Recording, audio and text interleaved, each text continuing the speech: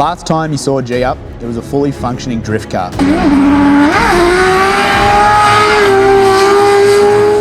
But when you're striving to be the best, you have to continue to take it to the next level. Damo's S13 CHASIN, our R33 GHEEUP, and Jared's S15 CRYS15. Keep watching now to find out who makes it to Matsuri.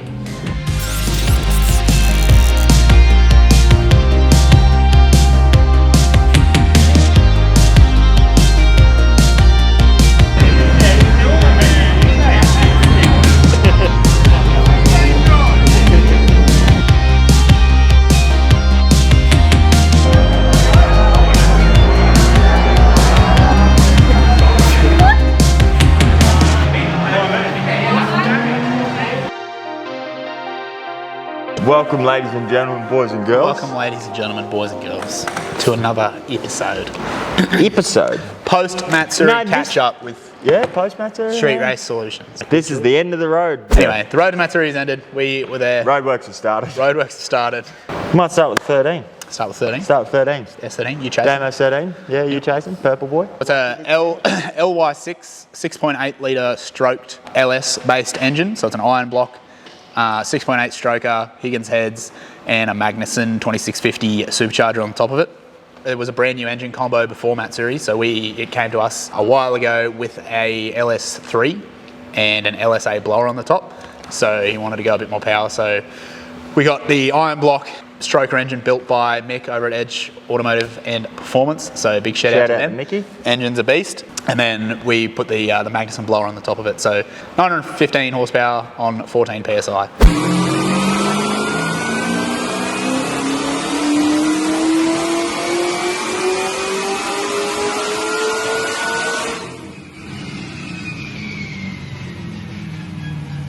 So good numbers. Good numbers, yeah. Iron block, 6.8 litre stroker, Higgins heads, Magnuson 2650 blower.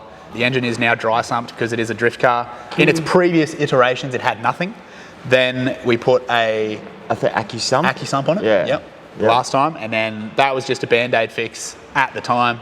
That essentially didn't really get it never really got tested. Yeah. He didn't really use it. We just put oil through it to make sure that was there. Pretty much skipped straight to the actual solution. To oiling issues with drifting, which is a dry sump. G-force, 4-speed dog box, and then the Winters quick change rear diff 10-inch. Is it 10? Not even 9. They're 10-inch, yeah. Oh, big pulley. That is big, isn't it? Yeah. So did Damo's car make it?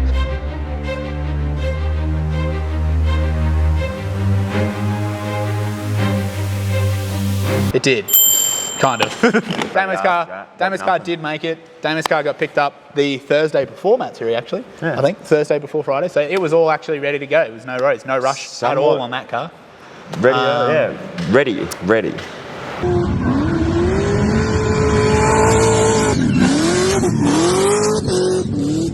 But in typical supercharger fashion, we had some blower belt issues.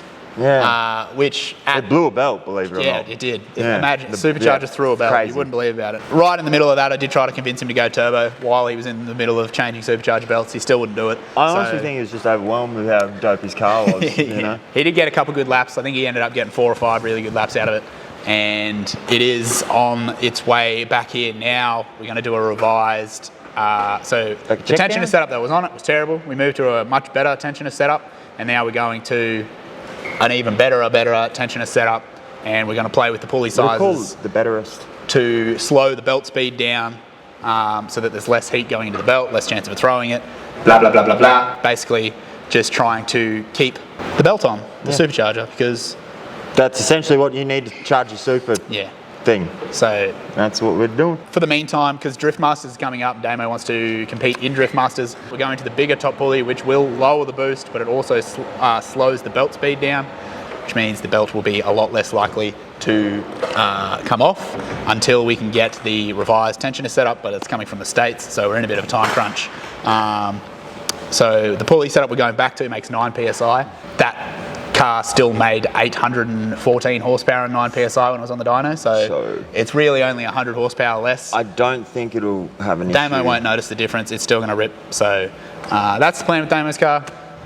Pretty good first shakedown, really, considering it was a complete new driveline setup in the car. Yeah. So he's happy, we're happy. We're going to figure out some little issues, and then he'll be back out shortly again. We're going to figure out a few solutions. Well, we don't need to figure them out. We've already figured them out. We're just going to do them. So that's it. That's it. Jared's S15 CRYS15, the glory hole. It was God's motor, S13. So Jared's car come in like 6 months ago? Yeah, start of the year. Yeah, start of the year. Come in very different to what it is now. Yellow factory motor pulled. It all it had was wise fab, essentially put in it. And then from there on, if you've kept up with the episodes, we've done quite a bit to it. It's essentially gone billet 2J, big whizzer on it, dry sump, all the goodies that you could possibly put in a car, I would say. Samsona. Punched it out, but had the boys, everyone in here, flat bickies. Got it all together, and then... Or if you go back and watch the episodes, you'll see... Just go back. We found all the bodywork's been done on that car within the last month. That car basically, well, not basically, it did go from a bare shell to a running car within 30 days. Yeah, look. There you go, George. Oh, there you go. The good stuff. So when we had the car sitting on that hoist there, running, I believe it was on the Friday of Matsuri. So 22 days before that was when Tyson and Cruz had the roof chopped off of it doing rust repairs on it. So it's pretty crazy to think about what we actually accomplished and where we got the car to in such a short period of time. You would almost say it went too smooth, essentially, for what we did to the car. It all came together. We were there. So we had the car running on the Friday, got a wheel alignment done on it. The boys, Tyson and Cruz, were here late Friday night. Pumping in the work, shout out to the boys. Yeah, fitting up all the body panels, fitting the body kit onto it, getting all the gaps and stuff like that as best they can, considering it was midnight. It does look really good. Credit to them to be able to get it fitting that well. In the time we had. In the time we had. Did the S15 make it? Yeah.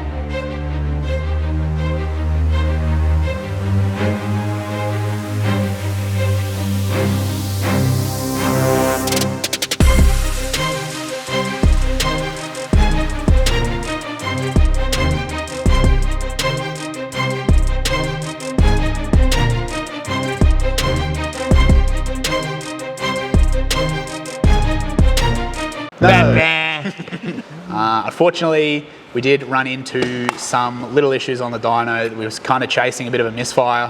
The car wasn't really acting the way that we wanted to, considering we wanted to load it up on a tow truck and then go and flog it for 2 days. Absolutely up bash to 10,000 RPM, 1,200 horsepower. Yeah. When you're playing at the level that these cars are playing at, it's not worth the risk just to go and have some fun. So I'm sure Jared would have loved to go and do some skids, but he also understands that what he's built isn't a little toy anymore. It's not something that you just go Something becomes questionable, if there's something that you're not sure on, you don't guess. So we truly don't want to ruin. Having those little issues on the dyno and the car not really behaving the way we wanted it to, we decided to play it safe, called off the S15, even though it was so close to making it. It could have went. Yeah, it and truly since then it was ready to go. Yeah, it's just not worth the risk or the money for its first shakedown, for something to be wrong and then have to go and spend all that money again. So basically called it off, called it safe.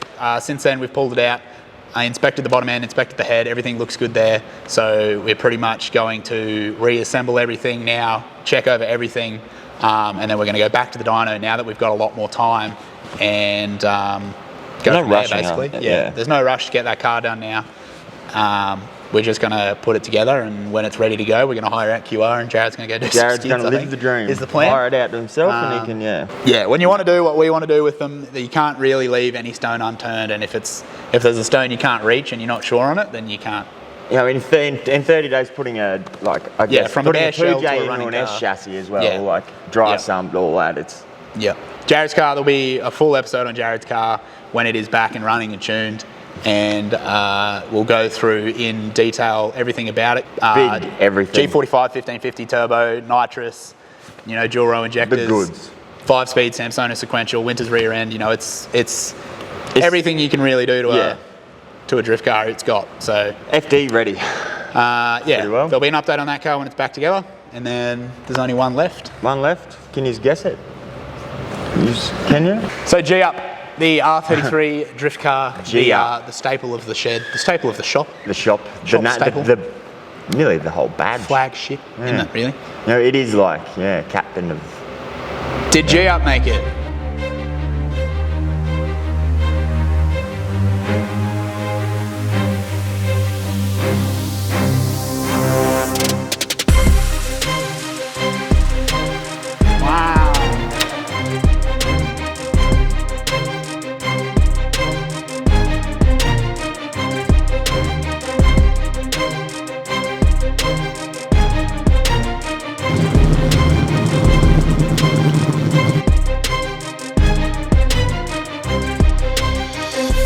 Yeah, made it. Yeah, of course he was going to there. make it. Yeah, so GHEEUP made it. Did it run for long? No. Well, it ran. It ran, still does, runs mid. Yeah, so GHEEUP, it threw down 1,538 horsepower. First pull. First full pull on the dyno. We're all sort of just standing around. It's a bit late at night. We just sort of got it together and got it over on the dyno. Again, Mick from Edge, always helping us out, dynoing it. Shout out, 9 o'clock at night. Even the neighbours appreciate We're all you. sort of just hanging around. We just sort of changed some things on the car. We sit down and Mick did a half pull. He's good at that. Went like 500 horsepower or something like that.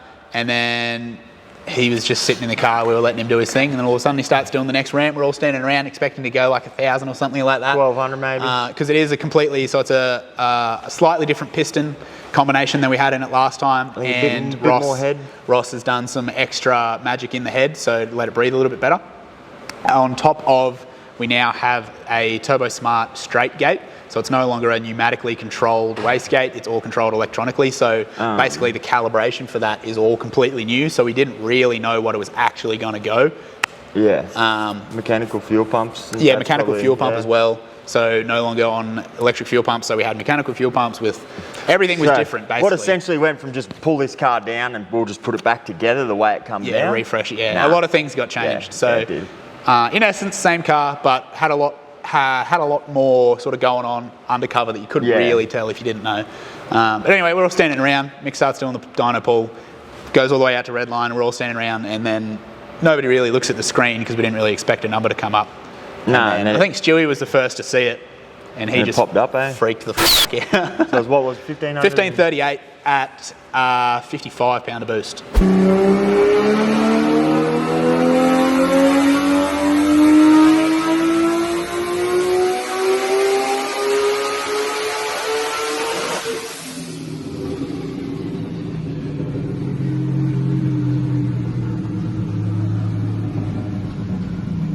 With only a fraction of the gate open. Yeah, that was pretty much it. We left it there. They came back the next day and just dialed in the fuel a little bit. I think the injectors were at 102%, which is nothing because we used to run those injectors at 120%. So 100% on those is peachy. Yeah, look, they're squirting. Yeah, she's sweet. So yeah. I think it rolled off the dyno at 1,517 horsepower at 52 pounder boost, I believe it was. Took it down to Matsuri, loaded it up, drove it down, got there. Sent a couple laps. Yeah, did a couple laps, get some data, pulled the data out, everything looked pretty sweet. I think Stewie tickled up a few little things, just did some, added some corrections in. Sent some emails, I don't know, hit some boys up. Yeah. And then Andy went out on the first, I don't know, it's like full send kind of pass.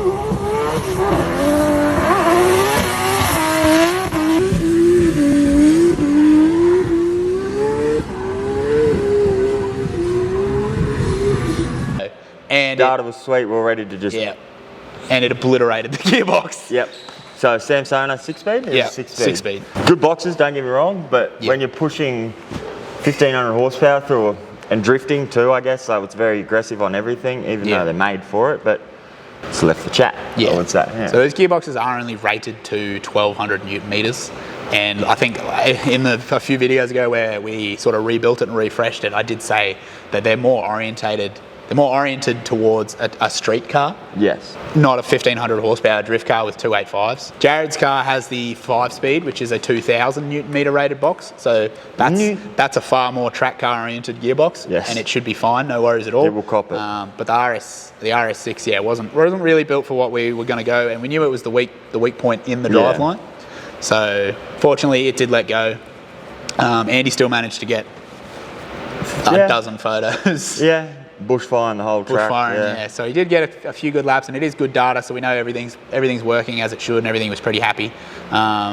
Drift Masters, same as Damo, Andy's entering Drift Masters coming up on the 28th of October. So we've got a bit to do. Just So we've got a new gearbox on the way. It was pretty much the only one that we could get in time. However, it's a sell home.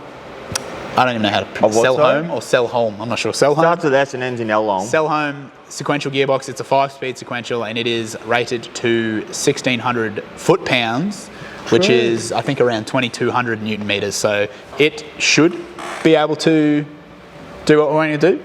That's pretty much it. Yeah, that's the update, isn't it? That is the update. That's the road to Matsuri. That's the road to Matsuri. It's come to an end. It has come to a roadwork. It was quite a abrupt end, quite a steep cliff. Bang. Bang. Also, f you, Red Bull. Come on board. Get on board, you dogs. They were meant to be at last Matsuri. They were, yeah. It's been 12 never months. rocked up. You never came through. Just goes to show, doesn't it? Next up, Drift Masters, 28th of October. Yeah. We're going to have GHEEUP and you CHASIN. You CHASIN down there? The S13 there. So if you're bored and you want to come watch some drifting, if you didn't get your fix from Matsuri, hopefully we actually didn't. We didn't really get it. Yeah, no, we didn't get we should our have fix. Massive thank you to everyone that came out to support us and the boys and the cars and the brand and the everything. Everything. And shout out to all the fans out there. Shout out to you bunch of mad snags. We'll see you all again if you're going to come down to Drift Masters. Thanks to QR. If not, thanks to QR for moving the tyre barriers. Queensland Raceway, yes, appreciate it. Everyone sort of took a sigh of relief, I think, when that happened. Yes, definitely. Thanks for watching the road to Matsuri. It's come to an end. It has. It was long and it was hard. It was hot. And it was hot. It was hot down there on Saturday. Yeah, it was hot. And it'd be wrong if it didn't rain at Matsuri. That's it. Hooroo. Hooroo. Thanks for watching. Bye. See you at Drift Masters. That's it. And that's it, George. Hooroo. Bye. Talk to you. See ya. Catch ya.